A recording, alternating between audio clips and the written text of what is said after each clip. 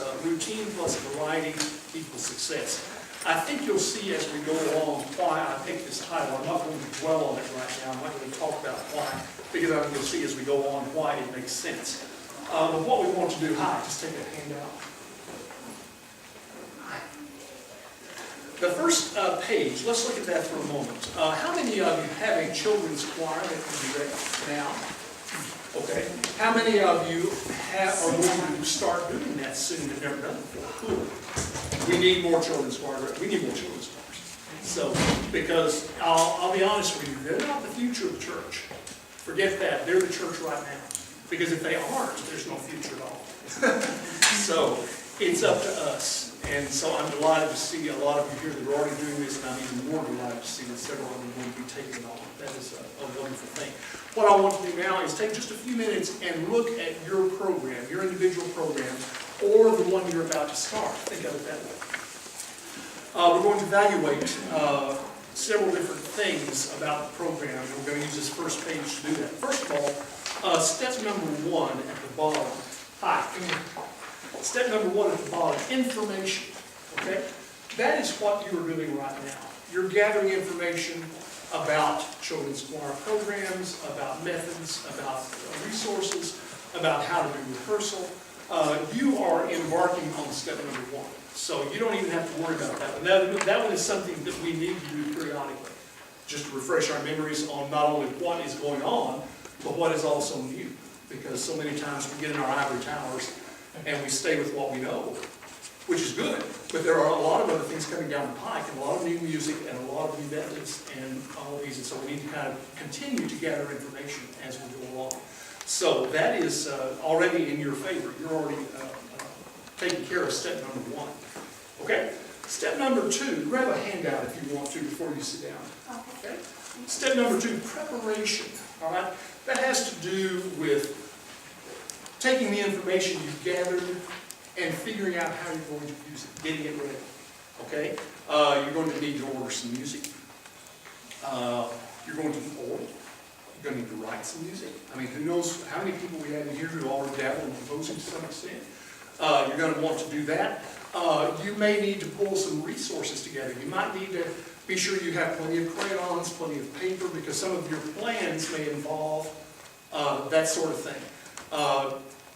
I keep a notebook with my choirs, and so you'll want to, if you decide to do that, you're going to want to get notebook binders. You're going to want to be sure before your year starts that you have all the things ready that you need, pencils, all those kinds of things. So preparation is important. It's taking your information and deciding how you're going to use it and preparing your year for that. And this is a good time to be talking about this because we're at a point where years are about to start. So many times I give this presentation in the middle of the year and everybody has to think back or think ahead a little bit, but it's right on us. So, I mean, it's a good time to be mulling this over because we're at that point. So you're going to need to prepare by gathering as much of your materials together as you can. So as you think about this and as you look at things and gear up for things this week and see things over here that you want to take home with you, do that, and then you all come in if you want to. Grab I'm counting. I'm just... Oh, okay. We'll count me twice. Okay. All right. So we have preparation, information and preparation. Step number 3 is application, deciding when you're going to use these things. Okay? You're not going to take everything you've put together and use it at your first rehearsal. Okay? You're going to spread it out over the year. Certain pieces you'll pull out later on, of course. Certain activities you'll want to integrate as time goes on. There's certain things as we talk today that you'll see that they fit in certain places and can be used at different times of the year. So what you want to do with your information and preparation is to figure out how to apply these things that you've pulled together and when you want to use them. That means, if you're like me, it helps to sit down and plan the year. I decide every single anthem. I'm the jerk of all trades in my church. I do children, I do youth, I do adults, and I do bells. Episcopal musicians have to do that. They expect it of us. We're supposed to be super. Hi, grab a handout. And so I plan literally every piece of music that is going to be done by the season of the year, by the lectionary. We use the common lectionary at our church. And so it's a very helpful tool for doing that. And of course, you can plan seasonally if you don't use the lectionary. It's not critical, but it does help you if you use one. If you don't plan by the season for your anthems, your music, and all those kinds of things. But you're going to want to have everything on hand, and I like to have it on paper in front of me. I mean, I like to have it written down when this is going to be done, when that's going to be done, because it lets me know, particularly with older singers, with the adult choir, we got a major anthem that's going to take a lot of work. I may want to stick it in the folder 6 weeks before we do it, instead of 3 or 4. And so I see it coming up, I think, better get that in the folder. It helps to know ahead, what you're doing so that you can allow plenty of time to cover it in your rehearsal. And that goes for children too. You might have a special anthem you're wanting to do Christmas Eve that's going to take a little more work than your beginning of the year anthem, or maybe your Advent anthem, or whatever. You're going to want to spend more time on it, so you're going to get it in their folders a little bit sooner. But that helps you. If you have it down on paper, then you can see it and think ahead and apply the things that you're going to want to use. Now, step number 4, evaluation, is one of those things that is very, very easy not to do. It is so simple to leave rehearsal. I mean, when I finish my rehearsal at 5 o'clock, I'm ready to get home. I want to get home. I may leave the choir room, and just go back to my office for a minute or two. And then reality hits me, and I think, okay, idiot, you just had rehearsal. If you don't think about what you all did, you're not going to know how to plan next week. Plus, if you are thinking in terms of something you want to do next week, and all of a sudden you realize, it's going to take some pulling some stuff together. You might need some paper. You might need something. You got 6 days to get it, rather than deciding the day of your rehearsal what you're going to do, and then realizing you don't have everything you need. So evaluate your current rehearsal. If you have a 45-minute rehearsal and the kiddies leave, and you're there by yourself, take a minute and jot down what went wrong, what went right, what you want to do next week, where you want to pick up with teaching a certain piece. Jot down where you'd like to start. Maybe a method that you'd like to use to teach it. Those are going to be coming up in some of our sessions too. Some teaching methods. And so evaluation is important because it kind of helps you get your head around the rehearsal the next week and lets you know if you need to pull anything extra together to make that work. And so I suggest that after each rehearsal, you just take 10 minutes. It's really doesn't take very long to sit down and just jot down what you'd like to do the next week and keep it handy. And then you're all set. You've taken that weight off your mind. You spend the rest of the week thinking about other things. You don't have to worry about your next rehearsal. Okay? All right, any question about those steps or any comments? Okay? How many of you are good evaluators? Oh, come on. Just 3, 4, okay. All right, think about step 4 then, okay? That's one of those that is easy to slip by us. It really is. Because we're ready to get home when that's over. Oh, we have handouts? Oh, how wonderful. Oh, nice. Nice. That is, people are so on the spot around here, actually. This whole conference is just incredible. Thank you, sir. You were my favorite. Yeah. Of course, we have the dynamic of Charles's session not being able to happen this afternoon, and that's going to add some more people. That's one of the things. Okay, let's look at the next page. It's actually, I think, on the back of your first sheet. Okay? We're going to look at your program. We're going to try to see where it is. I think this is one of those pie charts, one of those kinds of things that looks like one of those horrible food things that tells you what you should and shouldn't eat, and tells you you have all the stuff that you don't like as much as you want. But that's not what this is, okay? So put that out of your mind right away. Let's look at area number 1. It's the biggest area at the bottom of the chart. You spend countless hours recruiting and are all but paying children to sing in your choir. Good for you. Well, you're going to fit in Finding another adult. that's a lesson. That's my big one. Well, that's cool. We're going to talk about that too a little bit too. That's a wonderful problem to have. Because a lot of people are at no time. I mean, a lot of us, especially if you're just starting a program, if you're just beginning, and there's no children, there's never been a children's choir, maybe you have to start one. That's a big responsibility. There's a lot to do. There's a lot of phone calling to make. Yeah.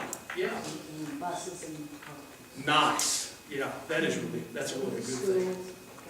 Right. Makes it easier on the parents.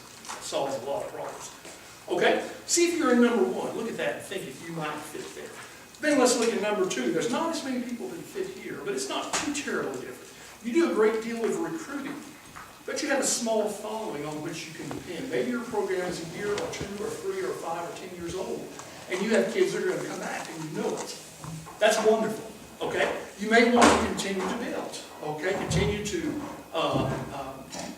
recruit children and see if you can continue to get more kids involved in your choir.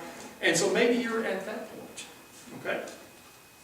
Let's look then at number 3, okay? Maybe you're at this point. Your program is well known throughout the church, but you do some recruiting just to keep growing, okay? Maybe you have a children's choir, a pretty good-sized children's choir, but you want to continue to grow, so you continue to beat the bushes, you look for new members, you look for people who are joining the church who have children, and you approach them and you try to see if you can continue to make that momentum spin forward like you have been, okay? Number 4, if anyone's here, I want to see your hand in a minute. You have arrived. The need to recruit has diminished and children are beating down the door to get into your choir. There are people like that. There are. I'm not one of them yet. But how many of you may feel like you're there? Okay, good. That's all right. Okay, because I'm going to ask you a couple of questions in a minute that are going to be, I think, kind of important. But I do know programs. There was a program in Tulsa at Asbury United Methodist Church years ago. There was a lady there. Help yourselves to some handouts here. There was a lady there who supervised 8 children's choirs. She did 2 of them herself and had volunteers to do the others. But she had literally, I'm glad that was not mine. I thought that was mine. I'm so sorry. That's all right. I never get phone calls. Well, answer it. Maybe Hollywood. But she, she had 8. I bet she had 200 children. And so it happens. It does happen. It can happen. And it's not the kind of thing you're not going to want to do them all, but you certainly can supervise and build up to that point. It can be done. Now, this is a mega church. It's a huge place. But they're not as uncommon as you might think. So, now, let's ask ourselves a couple of questions, okay? 2 questions that I think are important. Number 1, look at where you perceive yourself to be on the pie chart. And think for a minute, what would it take for you to reach the next level? If some of you want to verbalize that would be fine. It's not necessary. But think for yourself, what would you need to do in order to get to the next level? Do you perhaps know someone in your town or city who has a choir like you would like to have? If so, it'd be wonderful to take them to lunch and pick their brain about how they did it, or what their secret is. Maybe there's something going on at their church that isn't going on at yours, and you can exchange ideas and figure out something that you might be able to do to improve things. You might want to do that. Be sure that you know someone who can help. You might want to, while you're here at this workshop, speak to some people who have very active children's choirs. How many of you have a children's choir that you've had for quite a while? Okay, and is going strong. Okay, there's some people right there. Some of you might want to talk to them about how they've managed their success over all these years, because a program is not, it's not something you can just rest on your laurels. You have to keep going, and you can sit back and relax the first thing the road begins to go downhill. You've got to keep working with it. So think what you would need to do to get to the next level. Now, the second question, and probably more important to me, is, do you really need to move? Okay. What's wrong with being at number 1? Nothing I can see. If you are involved and eager and want to build a program, you certainly can do it. And if you find that every year you've got to do the same thing, you've got to really work to get kids to come. Maybe you're in a place where there's a lot of turnover in families. Maybe a lot of families move in and move out, and you just, I've lost, one year I lost 3 boys out of my youth choir. Their family moved to Houston. Instead of Tulsa. I'll get it. Off they went. And that hit us hard, because those 3 boys, they had voices like you would not believe. And, but that kind of thing happens. And so you may be back to square one before you know it, just because people do move. Well, is there anything wrong with that? I don't think so. Personally, I'm saying my own. If you found yourself at number one for 5 or 10 years, that would not be a bad thing as long as you continue the process, as long as you continue working. If you found yourself at number 2, you don't have to necessarily strive to be at number 3. Number 4 may be out of the reach of most of us. It may be totally impractical to even think about that. We may not have the size churches that are going to yield a number 4 situation. So don't worry about it. It's like, let's don't get too wrapped up in the numbers game. I worry about that. That seems to be an ongoing thing in a lot of places, not just churches, but a lot of places. Numbers seem very important. And I think quality is much more important. Guess, just out of curiosity, guess how big my junior choir is at the church right What size? now. Grades 1 through 3, it's about 1,100 members. This is junior high? Junior choir, grades 1 through 3. Okay, anybody else have a guess? 15. I was Okay. 6. $1, 6. It was an off year.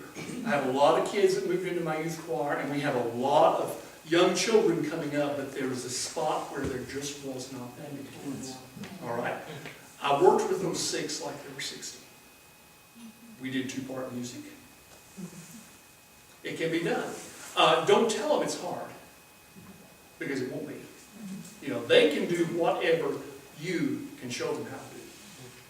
And so I urge you not to worry about numbers. Yes, try to build. But if you start your year and you've done all you can, and some people have said yes and others have said no, we can't because soccer's that day, no, we can't, she's got ballet, no, we can't because this and the other, accept that. Life is life, and there are so many things these days that are pulling kids in different directions. I think more so than when we were there, certainly more so than when I was there. I had 3 things I did as a kid. I had scouts, I had church choir, and I had piano lessons, and that was it. And we tried to do the same thing with our kids. We tried to, our own children, we said, pick carefully, pick the 3 things you want to do the most, and don't overextend yourselves. And sometimes they decide they wanted to do this, and they said, well, you can get one of these done. I mean, it's kind of a hard road to hoe, but in a way, it's helping kids to learn they've got to make choices, and there's a certain time you've got to learn to say, I've gone as far as I can. I can't go any further. And we don't want to push kids to the point where they are just doing everything. So if a parent says she can't, she's too busy, okay. Just say, well, I'm sorry that she can't make it, but say, let's keep a candle burning in the window, and if things change, call us. And if she gets a different day for her piano lessons next year, let us know. We'd love to have her come. Leave that door open, because you never know, who may all of a sudden turn around and come in mid-year. You never know what's going to happen. So be positive when you're responding to these, our kid can't do this. It's frustrating, and it's hitting you right here, because you want that kid. You've heard her sing. You know what she can do. This little boy has a voice like an angel. You give anything to have him in there, but he's got soccer. Okay, we can't fight these things. That's another thing we've got to accept as children's choir directors. We're not at the top of the ladder as far as some of the things that are going to be appealing to not just kids, but to parents. Thank you very much.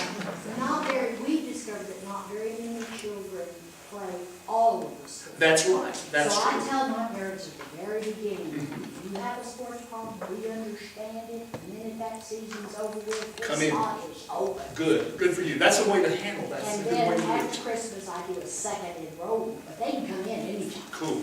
That's a very good way to handle it, because that again keeps the door open. So very good idea. Don't try to keep a positive attitude. Parents, how do I say this? Parents can be the crabgrass in a lot of children's choirs. They can be your best friend, or they can throw all kinds of wrenches into, well, I can't get away to get there. I don't know how she did it. Somebody's going to have to come pick her up. I can bring her, but I can't pick her up. And there's all kinds of these things. And yes, some of them are real. Some of them are problems. But, those kinds of things, when you hear so many excuses, they just begin to work on you, and you start going, ooh, that's when you've got to pull back. and be positive, because some things, yes, exist, but sometimes they work themselves out. And keep that door open, keep that invitation going, and keep the door open, and keep a healthy attitude. And don't worry if you don't wind up with 25 singers to start your year. You know, I have had a wonderful group of 6 kids who can sing very strong. We have a good room, and they sound good in that space. They can be heard in the back row. You know, they're not over-singing, it's the room. You know, we're lucky. But they still, you know, be sure that they have opportunities to perform, even if they're just 6 of them. Because they will learn over a period of time, and if you, particularly with you giving them all this encouragement and everything, they will find their self-esteem and begin to see that they're worth it. And that's important. We're going to be talking a lot about respect. Not respect of kids to you, respect of you to kids. And that's going to come up a little bit further on as we're going. But as you work, as you try to build your choir, don't worry if you don't get the numbers you have. Take the ones you have and do everything you can with them, because they could be there if they didn't want to be, I guarantee you. There's too much for them to pick from. So you can really benefit from that and give those 6 or 8 or 10 or 4 a good experience. Okay, make it worth their while. Make them glad they came. Okay? All right. Now, we're going to go to the next page.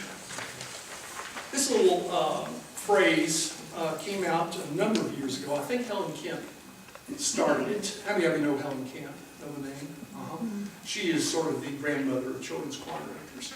She's been around doing it for decades. And one of the first people I ever saw do it. And she is now, I think, 92. And when she moved into an assisted living center in Pennsylvania, first thing she did was start a choir of residents. And she sent me a Christmas card, or her general Christmas letter to several people. And there was a picture in there of her front and center at the piano, surrounded by 20 men and women. The ladies had on white blouses and black skirts, and men had on white shirts and black pants. And they looked like a choir. And they were all over 75. And there she was, directing a choir. I mean, she can't, you know, that's what she'll do. She'll be doing that the day she dies. But she still does children's choirs occasionally, not often, but she still goes around and does some. And so she coined this phrase years ago. I asked her about it once. I said, "Where did you get that?" And she said, "I saw it in a comic strip." She said it was the punchline of the comic strip, and she said, "I don't even remember now what the gist of the comic strip was," but she said, "I remember seeing that and thinking, oh, yeah, that makes sense." Okay, so we're going to talk about planning your work and working your plan. Okay, first of all, plan your work. You'll see here illustrated, and up here it's the same thing. If you can see the board, great. If you can't, it's right here on the page. That particular blackboard has a lesson plan on it. Okay, that's what you're going to see right up here on the board. Okay, there's a lesson plan. When my children come into the room, the first thing they see is what's on the board. Okay, now, they would not be able to tell you this. They would not be able to verbalize this. But they can sense organization. They can feel it. They can sense when something is ready for them. They can sense when it's not. If you're scrambling to find materials and you can't find pencils and you don't know where the notebooks are, you're trying to find, look for this music. When they come in and sense that, I mean, it really does, they couldn't tell you why, but it does not sit well. What they like to see is to come into a room that's ready. Okay? So, plan your work. You've got your work on the board. What they see when they look at that board is, we're going to do all these things today. Okay? For those that think like I do, they like to see something on the board. They like to see what they're about to do. And as we do each one, I have a checker each week. It begins with folder number 1, then the next week is folder number 2. Whoever it is gets to be the checker and check off each thing as we finish it. And so that's just one of those things that we do. And that way they see each thing go by as we finish it. And we get to the end of the rehearsal, they realize they've done all of these things. Okay? All right. Now, before we get into this too far, what is the ideal length for a children's choir rehearsal? Is there an ideal length? What enters into how long you would do a rehearsal? There are several things to think of. Attention span. Attention span, you bet. What else? Age of the children, you bet. What else? The time of day. Time of day, you got it. The What church else? schedule, Huh? the church schedule. Church schedule. Right. Okay? Yes, because we do our rehearsal, okay, and there's no rhyme or reason for it. We do our rehearsal Monday afternoon, 4:15 to 5. I like a 45-minute rehearsal for my elementary school, and I'll tell you why. There's nothing wrong with an hour. If you're doing an hour rehearsal and you like it, you keep doing it. I like 45 minutes because it lets me put everything up and then really work to get from one thing to another. And the kids don't have time to get bored because we're moving too fast. We'll spend 5 minutes on this, we'll spend 10 minutes on this, we might spend 7 minutes on this, but we keep moving. And the question, the things that they say at the end of rehearsal are not, what time is it? But are we through already? I mean, that really does happen in my rehearsal. I mean, it's amazing. Is it 5? You know, and you love, that's music to my ears. I'd much rather hear that than, what time is it? Yeah. And so, but think about what time works for you. Now see, here's another thing. If you can't have afternoon rehearsals, if your church is one of the downtown churches that says, you know, people are not going to come back to church, so you're going to have to do your thing on Sunday morning. That happens. That happens. And there may not be time. You're battling with Sunday school, you're battling with church service. So you may have 30 minutes, you know. There's nothing wrong with that. You can make that work. If you have a 30-minute schedule on Sunday morning, if that's going to get you kids, then you can make it work. Okay? You may have to squunch up and move and work fast, but I guarantee you they won't get bored. And so 30 minutes might be all you can do if you have a Sunday morning schedule. Okay? During the week, I like 45. Just because, like I say, it makes me work faster. I think I could do an hour rehearsal and make it work, but I kind of like just pushing and going on, and the kids don't feel the pushing, but they get to the end of rehearsal and it's over and they don't realize it. And that's what I like. An hour is a good time. Don't change that if you do that. Okay? That is, if that's working for you, the old saying, if it ain't broke, you don't fix it. Okay? But this is just food for thought. Think about the amount of time that you would like to spend for rehearsal. Okay? The reason I say that is because you're planning your work. Now, the second half of this saying is equally important. Working your plan. What if you're doing something and you've allotted 10 minutes for it? Maybe you're working on the next anthem you're going to sing in church. Okay? And you're working along and things are going so well. They're learning fast. They're beginning to memorize. You can see the excitement in their faces. Are you going to look at your watches after 10 minutes and say, oh, we better move on? I wouldn't. I'd go some more. Okay? That's going to throw your plan off schedule. That's okay. That's called working your plan. You're going to make up the difference somewhere else. You might have to give up something that's further down the way. But promise them that you'll do that the next time. Then keep your promise. Put that in your evaluation for the day. I've got to do this next time.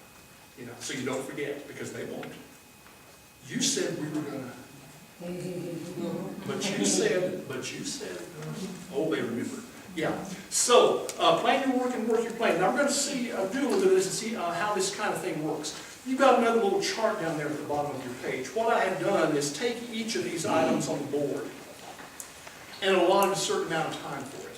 For example, start where the little arrow is, the time breakdown right there.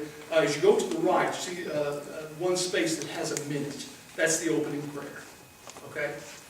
The next one has 3 minutes for the devotional work. We're going to talk about what that is in a minute. Okay? The next one, number 3, you're going to allow 3 minutes maybe for warm-ups. And I encourage you, warm your children's choir voices up. Don't just start singing. Because, well, I'll show you why in a little bit. We'll talk about that further. But then I might allow 15 minutes for that next anthem, because that may be the thing they're getting ready to sing in church. We may want to really put some time on all that today. So we've kind of relaxed at the beginning. We've built up to a point, and now we're ready to work. So we spend 15 minutes on that, and we get the job done.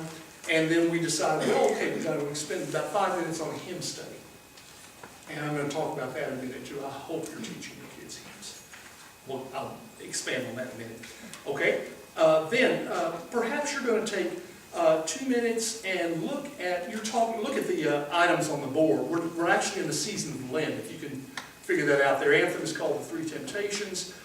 They are looking at an Easter anthem down the way, and they've got number 6 is a Linton page in their notebook that I make up that just has the basic information about the season that they fill in. I'll show you that in a little bit. But we might spend 2 minutes talking about the season blend because that's where we are, some aspect of that, all right? Then we might spend 5 minutes on the next anthem that we'll take up and really work hard on after this other one is over, the Easter anthem. So we might spend 5 minutes just kind of doing a little groundwork, maybe learning the melody, or looking at the form of the piece and just exploring some aspect of it, okay? Then, when we get that done, I hope you'll take some time and play with the kids. Now, there are creative ways to play, and I'm going to show you one of those today. But we might spend 10 minutes toward the end of rehearsal just with a sort of let down, relax, sort of learning game, okay? Then we have 1 minute left for our closing prayer. Okay, we've got, if you tally all that up, there's 45 minutes. Okay, now, the question I asked a while ago, what if you're in the middle of that 15-minute portion and they're doing so well you don't want to get in the way of that? Push on. You might get 20 minutes on that before they get tired of it. All right, you may need to cut back on part of the game. You might need to cut back on a little bit of the upcoming Easter anthem. Maybe not spend quite so much time on it. You're going to need to make up the time somehow. Maybe you'll want to leave something out, put it off till next time. That's working your plan. But you can't work a plan if you don't have it. Okay? You need to have the plan, and you need to have it up where they see it. Because that tells them, whether they can tell you this or not, that tells them that you care enough about them to have spent some time getting ready for you to be there. Okay? That will mean, and particularly as they grow and as time goes on, that's going to mean a lot to them. They will remember you as someone who cared about them, who was very organized, and who made sure that there was always something for them to be involved in.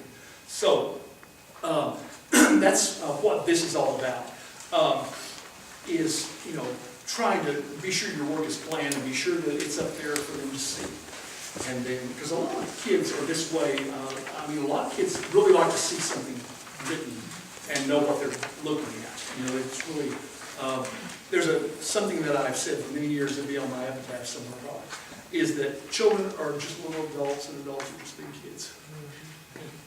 And really, there's not a lot of kids. I'll tell you a secret. We'll talk about that later on in another section. But there's more to that than meets the eye. Okay, let's look at the things that are on the board now. We're going to begin to see how these work and what we can do to fill in some of these spaces. All right, the opening prayer. What are some of the things you could do for an opening prayer? Think for a minute. What do you do? Does anybody start your rehearsal with prayer? And if so, how do you do it? Just a quick one, just to I include thanking the parents for bringing them, because that's how they got there, and I'm thankful for that. And Right. There may be something that's going on in church we might allude to generally. Right. And thankful for the gifts and the talents that God has given them. I think that's wonderful because, we're not in an ivory tower. Our children's choir is not something separate from the rest of the church. They're very much a part of that, so they need to be, I like the idea of keeping in touch with what else is going on. I usually ask the kids if they have any prayers to give up for, like, are any of their friends sick, or their Good. pets, Right. especially their pets. And then I ask them if anybody wants to pray. Good, exactly. You never know. And they do. They're just, dear God, help us sing good. Amen. Yeah. Yeah. And there's always the little kid who has something cute to say, Oh, and just be ready for it, and laugh and go on.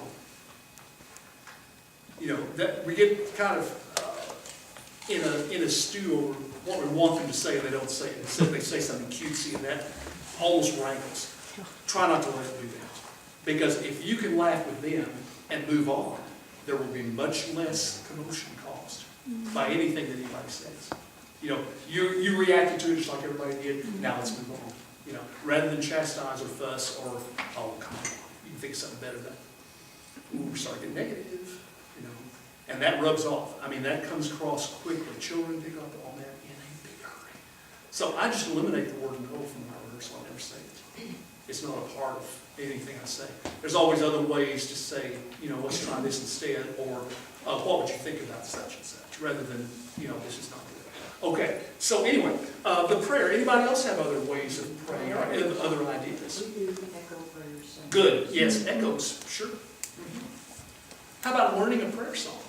Look in your hymnal and find a favorite hymn. Maybe just one line, maybe just one verse. A hymn that is particularly nice.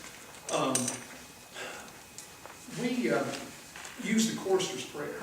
If any of you are choristers guild members, you are maybe familiar with this, and you can actually get, I think, a page with a prayer on it in the choristers guild calendar. But it's Oh God, grant the Lord sing others. yeah, that's the other one. That's another good one too. The one she's talking about is, bless, O Lord, bless your servants who minister in your temple. Grant that what we sing with our lips, and we believe in our hearts, what we believe in our hearts, we may show forth in our lives. Through Jesus Christ our Lord. With my older children, we write one. Good. I show them how to take a familiar song, Sure. something that everybody knows, Right. the syllables, and then Uh-huh. close with it. That's what Right. I use. That's a good way to do Their it. own prayer. Good exercise in choir too. Very nice. The one I was trying to remember is God of all lovely sounds. Grant us a share in thy great harmonies of earth and air. Make us thy choristers, that we may be worthy to offer music unto thee. Amen. That's the prayer we usually memorize, and that's often what we'll start with and end with. It isn't necessary. You can sing a prayer song. You can ask your children to pray. I mean, sometimes they'll get along with volunteer. But that can be something that you just, you spend a minute on, but you gotta have different ways of doing it. Now, we're starting to get to the crux of the title of the workshop. Routine plus variety. Okay, the routine is we're gonna have a prayer no matter what. There's gonna be a prayer there. The variety is it may not always be the same kind of thing. So if you have a routine and they get used to the fact that you're gonna have a prayer, then you're gonna have a devotional word, then you're gonna warm up, then you gotta work on the first anthem. Okay, that's fine. But you're not going to do the same thing every week. You're going to vary how you approach these things. That's where the variety comes in. So they're like adults in one way, and I think more so than people think. They like routine. Adults thrive on it. You better not change something too radically without telling them. Especially if it's a part of a church service. They don't want to come in and be surprised. Kids are that way. They won't verbalize it to you. They're going to respect you. They're not going to, talk back or fuss about something, but they're much more comfortable if there is a plan that they can count on, that they know will be there, and yet enough variety is that they're going to stay interested. So now you're going to see why we call this workshop what we call it. But let's look at now the devotional word. Now that's going to change each week. I'll tell you what I use this for. After we've had the opening prayer, they're sort of beginning to focus. Okay, they pull down. And by the way, when you get your rehearsal going, what happens as the kids are coming in? What are you doing? Talking to them. Okay, you might have something ready for them to do when they come in. Yeah, so that if anybody arrives early, they're not bored. You're greeting them. Pardon me? You're greeting them. You're greeting them, thank you. Yes, you're standing at the door saying, hi, how are you? We have some of the most fun chats before rehearsal starts. Because it's one-on-one, they can say anything, I will say anything, you just relax, and we don't, this is just fun right now. This is just talk, it's not like you're coming down to their level or you're pulling up to theirs, you're just interacting. Be yourself, don't change who you are. But you can laugh at something they say, or you can share something that happened to you that's kind of like what they're talking. You get all kinds of interchanges with kids. It's so valuable because they get comfortable then with you. And they realize you like them and that you understand a lot of what they're going through and doing. And so they want to see that, and they'll respond more to the other things you do because they do think more of you if you spend a little bit of time like that. What so often happens is that things are so disorganized that the choir director's running around like crazy trying to get everything together. The kids are starting to come in. And the choir director's not ready, and so the choir director doesn't have time to visit with the kids. I think that's where we kind of fall down sometimes. We start with food. We start with, they love these white Cheetos. The Cheetos are so like they're not popcorn, but they're white cheese flavored. And all kids can have those, even the ones that have the wheat. Peanut allergy. Yeah, things like that. They don't have to worry about that. We also serve sugar-free lemonade, you know. And we start our rehearsal with lemonade, and and the kids go home and they tell their parents, and the parent will come in and say, "What is this stuff you've been feeding my kid? They want me to go to the store, and I don't know what they're talking about." So I show them a sack. I said, "Here it is. It's just Cheetos, and this really, oh well, she's just giving me all kinds of grief because I don't know what she's talking about." She said, "I'll go get some." Well, okay. So anyway, we start with food. If you feed them, they will come. Okay? That's true of adults. That's true of kids. Okay. It also helps parents. Think about it. If you've got an afternoon rehearsal and they just picked their kid up from school, what's the kid going to want to do? Yeah, they're hungry, and they should. You know, they are ready for something to eat and drink. They've had a full day. So have it for them. That way the parent can just come, bring the kid, and know they're going to be given something to eat. Don't give them too much. We have one serving. You know, if they finish that lemonade, we have water. And I'll let them have water. We do not have seconds. But we have something there for them to eat and drink. And that's how we start rehearsal. While they're eating, we talk. Just chat and have a good time while we're waiting for everybody. Okay. Let's go to the devotional word. We were just about to talk about that. Each week, once we've had our prayer, then we'll have a word that we can discuss on two levels. One, what it has to do with life. And two, what it has to do with music. Okay? There are lots of words you can think of. You know, you can let your imagination run crazy, and you might want to start a pad as you think of some of these things and jot them down. Think of ways that you use them. I'm going to show you how we use this. They might come in on a certain day and see the word cooperation on the board. It's going to be up there at the top of the board, just like it is on your little handout there. What we do then is we start generating conversation. I just simply say something like, what does cooperation mean? I mean, you all have heard this at school. What have you learned about cooperation? Well, they'll give you the basic answer. Most of them know what it is. That means getting along. I mean, you coax things out of them too. It means working together. It means respecting each other, being nice, being helpful. And you get all these things going. Okay? So, we talk about what cooperation is in their lives. Then you talk about, okay, let's look at another aspect of cooperation. Listen to these notes and tell me if you think they're cooperating. Do they sound like they're cooperating? Uh-huh. What about these notes? No, they just want you to, some of yours. Yeah. Discord, harmony, there's two other words for you to play with. Okay? But talk about things like this and try to allude to music. I mean, it's not just something you're going to discuss, but it's something, it's a little tiny life lesson that they can take home with them. You know, maybe they'll remember years from now. You just don't know what's, you know. Kids come up to me and said, one of the most rewarding things they ever had to me, I used to do the Lake June Leska workshop occasionally. And I went out there and did the 4th grade children's choir one year. And then about 8 years later, they had me back to do something else. And while I was there, 2 of the high school girls came over to my table one day at noon, and they said, Dr. Bedford, I'm so-and-so, and this is so-and-so. And we were in your 4th grade class when you were here before. And we remember when you said so-and-so, and we remember when we did so, and we remember, you know, you don't get that very often. But you'd be surprised what kids will remember and take with them that you'll never hear about. Because there's not an opportunity. That was a golden opportunity. That made my week. That was better for me than coming and working with the kids. Just hearing of the kids, there was 2 kids that remembered something 8 years later. And were, you know, thoughtful enough to say something about it. So, these little things you give them, you never know what they're going to need and where they're going to take them, because it depends on where they are in their life at that point as to what resonates. And some things may hit something right on the head, and you may never know. But go about your business, okay? So, do a different word. Talk about musical terms. You can have fun with musical terms. You can talk about adagio. You can talk about, can you think of something that moves in an adagio manner? Talk about what it is, of course. But then discuss it. They'll come up with turtles, snails. You know, use some of those, you know, allegro. You all get into things like that. They'll come up with all kinds of things. Then talk about tempo. Talk about rhythm.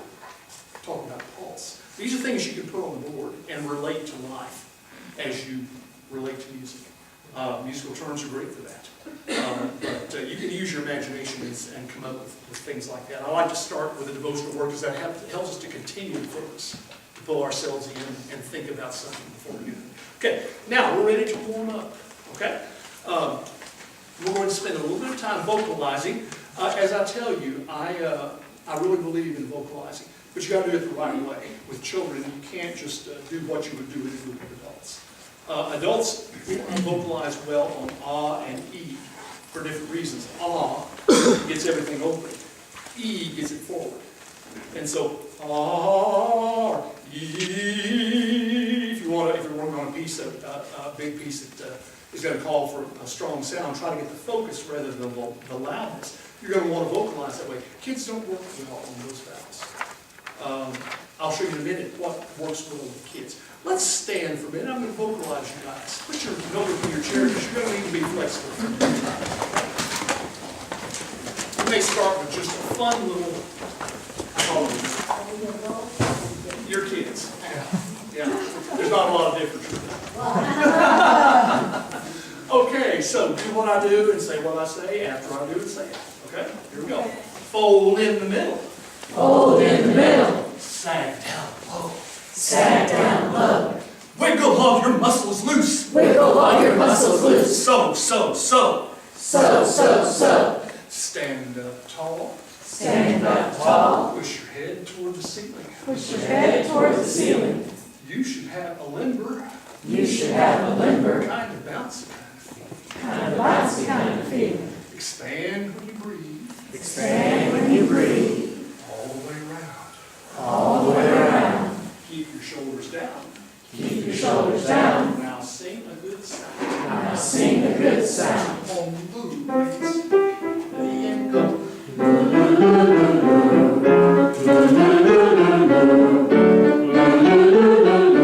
Get the idea. Why? Oh, have a seat for a minute. Why instead of law? Anyone knows? Why low down? Vocalize instead of law. Keeps the tone down. Keeps the tone down how? You're exactly on the right wavelength. Focuses that pitch forward. Okay, yeah, it puts it in the head. As they get high, that ooh is going to just blossom. It won't fizzle, it won't stagnate, it will, that they can sing an ooh up high and it will be gorgeous. You know, I vocalize, I don't tell them this because they never do it, but I did. I vocalize my kids up to a high G.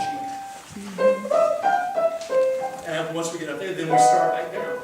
I don't tell them where we're going, we just do it. They don't see the keyboard, okay? I have kids in other choirs. I used to not vocalize, okay? I'll be honest. When I was first starting, I didn't spend a lot of time vocalizing. I'd have a kid complain about singing an E flat in an anthem. Oh, it's so high. Well, I tell you what, if you vocalize up to a G, it's not going to seem high. Because they've already sung a lot higher than anything you're going to be doing in music. Because most children's music is not pitched that high. Most of it will go up to a D, might possibly make it up to an E flat or an E, not very often, but they will have already sung up to a G if you vocalize them. And so it won't feel high. You've conquered a problem right there. And that ooh, I was doing a demonstration in Columbia, South Carolina, a number of years ago. I had a little children's choir there, about 9 children who were helping me out. And we did the vocalizing thing. And we started here. And you can imagine, you know, the commercials they hear on TV with kids.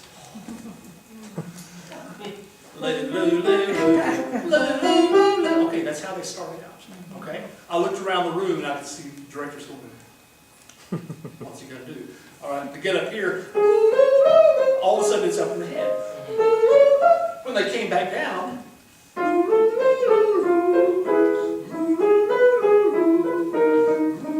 they had found that sweet spot. I didn't have to stop and say, no, that's too strident. What does that do? That just sends all the wrong messages. First of all, the word no, I hate it. But telling them something is wrong. Don't tell them it's wrong, there are ways to fix it. And that one fixes itself. And I was looking at the directors as they came down, and they were going, you know. And so, yeah, it's amazing. They will learn that ooh feeling. And so when you're teaching an anthem, you may want to use that process to learn the melody. Sing it all ooh, sing it all ooh. Because that gets the head tone in place. And as they insert the words, then they've got that feeling to refer back to. Now, this is all stuff they will not, you couldn't tell them this and have them do it. They don't understand that process, but they may do it naturally. And the thing is for you to give them the opportunity by letting them feel what is right, what works. And I guarantee you that by the time you get up here, they're all going to be singing head tone. And as they come down, they're not going to slip back. It's almost guaranteed. Okay? So vocalize them, and that little thing at the beginning is just some little something just to have fun with. It talks about posture. It talks about how they're supposed to be standing. There is another, that is also a Chorus Skill thing. If you look at their catalog, they have a little 2-page deal. One of them is called a posture chant. That's the one we just did. Now, in the Episcopal Church, a chant is something different. So I call it a posture rap, because they know what that means. Okay? So we do the posture rap. On the flip side of that posture chant, by Helen Kent, by the way, there's another one on the back that says this. You don't have to stand up and do what I do and say what I say. Okay? Beats on the outside. Beats on the outside. Let's start over. Okay? Beats on the outside. Beats on the outside. Feel it on the inside. Feel it on the inside. Keep alive. Keep alive. Concentrate. Concentrate. With your eyes. With your eyes. Sparkleate. Sparkleate. Don't be a deadbeat. Don't be a deadbeat. Those are rhythm things. Get them energized. Then you can vocalize a little bit. Okay? So those two things are on the same page. If you look at the Chorus Skill catalog, they still publish that. You can come up with things like that. You can maybe find other things. Take some, some words and just, you might be able to make your own thing out of it just for fun. But anyway, something like that. And we kind of vary those or fluctuate them. They like them. They like something every once in a while that stays the same. One little thing that's the same they enjoy. Okay? So that's the kind of thing we might do in warm-ups. We definitely would do something to kind of energize the body, but then we'd also vocalize on the movement. And I love that. There's another way you can do it if you want to, if you are particularly, if you're a female, but also if you have a good falsetto, you can do this with them. Have an echo, you just sing,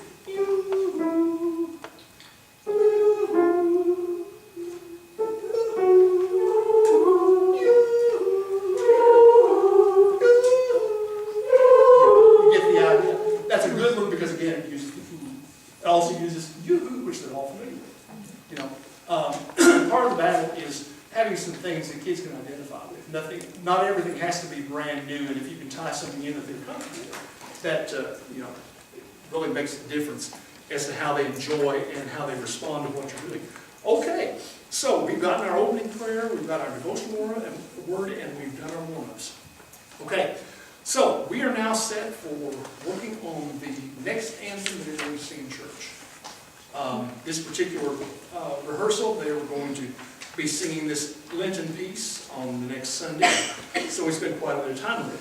Now, there are lots of ways to teach a piece. Let's talk about some of those. We're going to be dealing with that later on in another section. But let's explore some of those right now. How did some of you teach a piece of music? What are some of the things that you do? Don't be shy. There's not a wrong answer. Let them listen to it. Let them hear it. Sure. Yeah. Let somebody sing it, or if you have a recording of it, perfect. If you can't, if you don't, sing it to them yourself, or have somebody else do it. Bring in an adult singer or a youth singer, youth choir person to help you out. What else can you do to help teach a song? As they sing, you can have them count how many times they hear a melody pattern or a word. Identify melody patterns, identify word patterns. Yes. How many times did you sing this? Was it always the same page? No. Yes. Good leading questions. What else? I don't do this enough, but I saw it in a workshop, and she would take parts of the song and actually create her own vocalies, so that when they didn't realize it, but she's actually teaching exactly through that, and that's. They're learning the song as they vocalize. Right. That is a kill two birds with one stone kind of thing. It's a very good thing. If you're looking for a vocalist, pick something out of the anthem you're working on.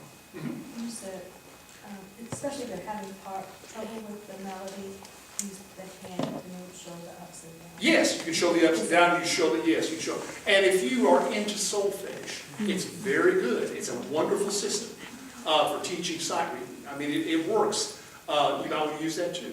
But yeah, if you're just wanting to help them kind of visualize where it is, you